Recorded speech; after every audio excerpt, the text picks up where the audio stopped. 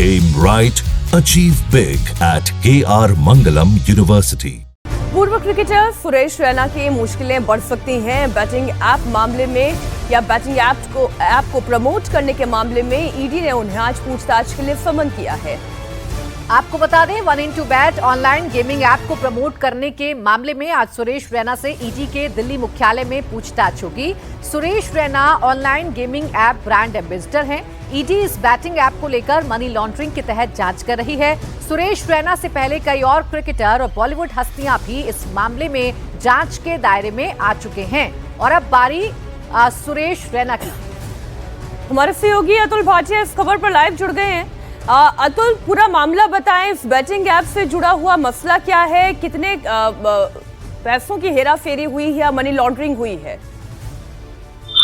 देखिए, पूरा ये गेमिंग ऐप है जिसमें आरोप ये है कि कई क्रिकेटर्स उसके अलावा बॉलीवुड स्टार्स ने इसको प्रमोशन दी और जो सुरेश रैना है वो इसके ब्रांड एम्बेसडर है। ईडी ये पूछना चाहती है कि जो पेमेंट उनको इस ऐप के गेमिंग ऐप के जरिए मिली जिसके वो ब्रांड एम्बेसडर है वो उसका किस तरीके से वो इनकम है वो उनको मिली। क्या ये पैसा कैश में मिला, क्या ये पैसा हवाला से उनको मिला या फिर ये उनके अकाउंट में पैसा आया, ये ईडी जानना चाहती है।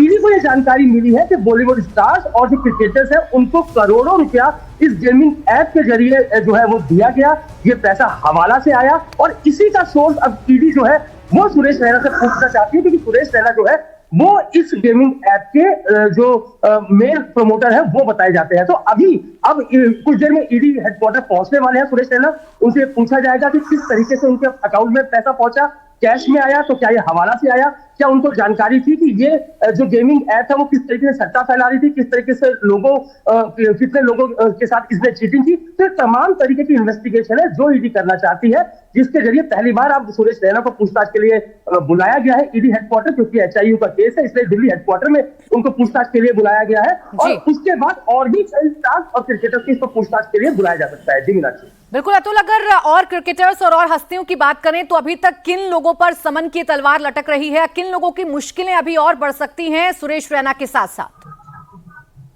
देखिए, जो ईडी की इन्वेस्टिगेशन है उसमें यह बताया गया कि जो सुरेश रैना है वो इसके ब्रांड एम्बेसडर है। इसके अलावा कई पूर्व क्रिकेटर जो है वो भी इस गेमिंग ऐप की प्रमोशन कर चुके हैं।